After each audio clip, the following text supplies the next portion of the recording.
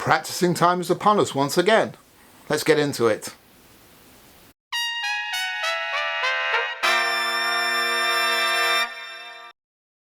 Hi, I'm Bryan from Airflow Music. Welcome back to another one. This is another Go Practice video, and we're going to continue on with set 9 in this one.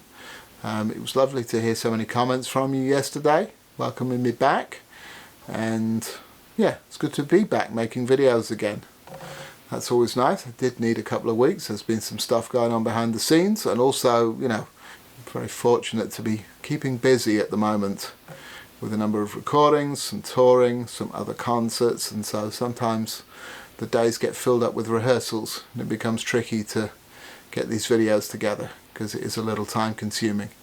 So anyway, nothing to worry about. I'm still here, still alive and kicking, and yeah, glad to be back to it.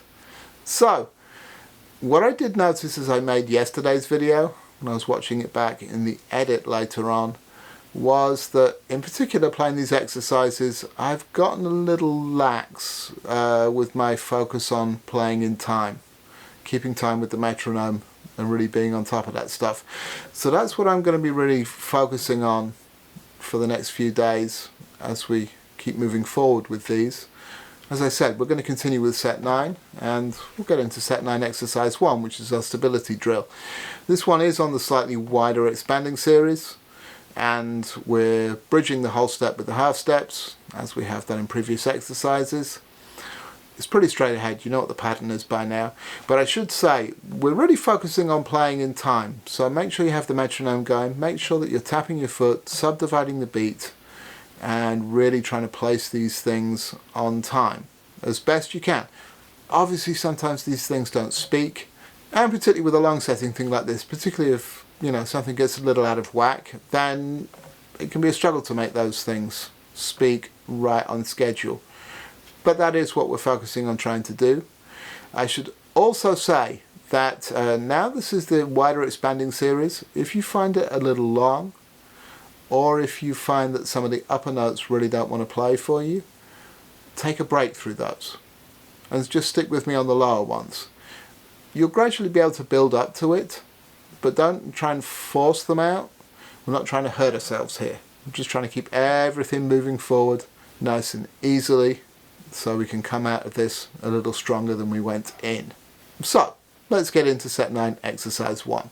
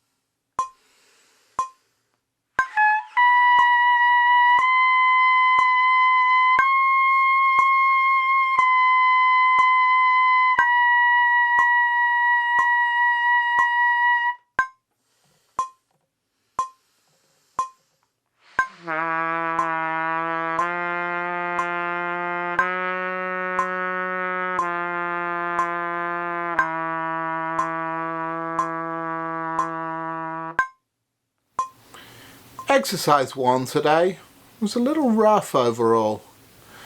As you could hear, I was having some trouble getting things to speak at some times. Really felt like my lips weren't quite close enough together very often. Must have manipulated something in the embouchure there. So it was a bit of a mixed bag. Some of the notes were absolutely fine. Some of them really didn't want to speak. Some of them took almost, an entire half note to speak.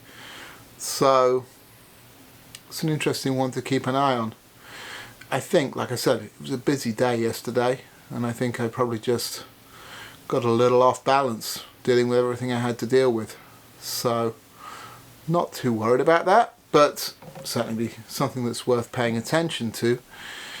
Now, moving ahead to exercise 2, I noticed when I watched back yesterday's video as I was editing that in particular for this one my timing was a little off.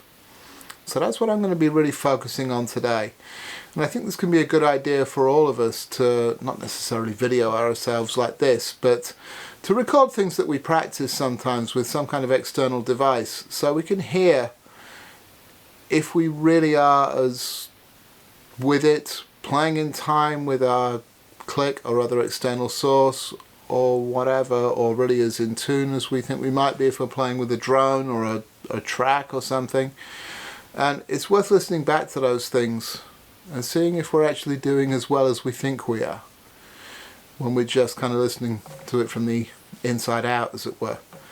So it's useful for me, so I'm really going to be focusing on trying to do better with my timing in exercise 2. I'm going to go at the same tempo. As I said yesterday, it's worthwhile to try and stretch this breath out a little bit. Playing this exercise all the way through, each key in a single breath at 80 beats a minute it can be a little challenging. It certainly is for me. So it's good to just get used to that a little bit so I can stop my, internal alert system freaking out that I'm running out of air before I actually am. It's really what we have to practice for these things. It's very rare that we really run out of air and we're really gasping for breath by the end.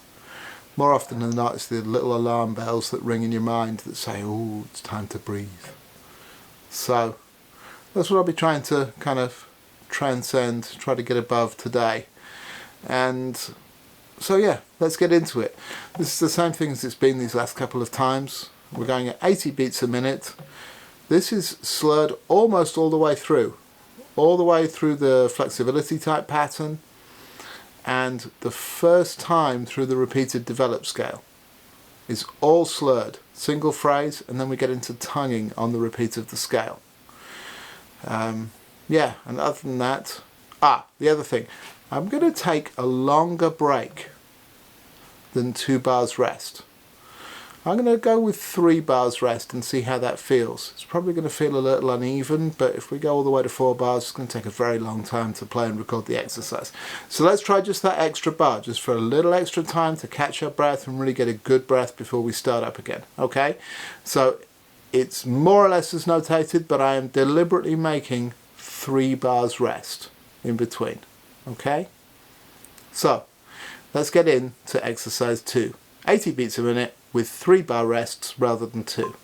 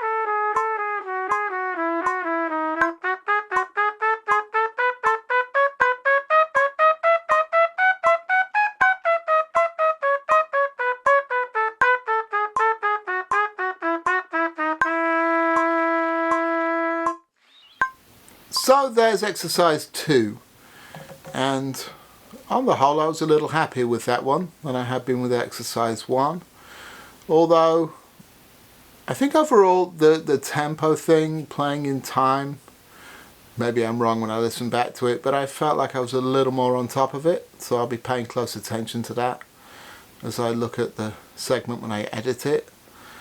There was obviously a couple of occasions where I was running short on air on a couple of the lower keys, the lower A flat in particular.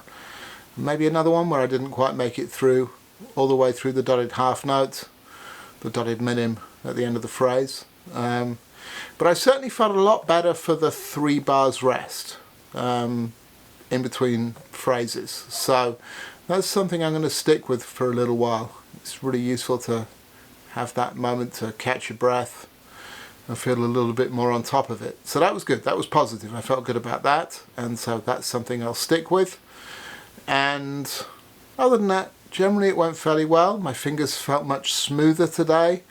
And yeah, you know, interesting to go back through it and see what we're up against. And that's what I was up against today.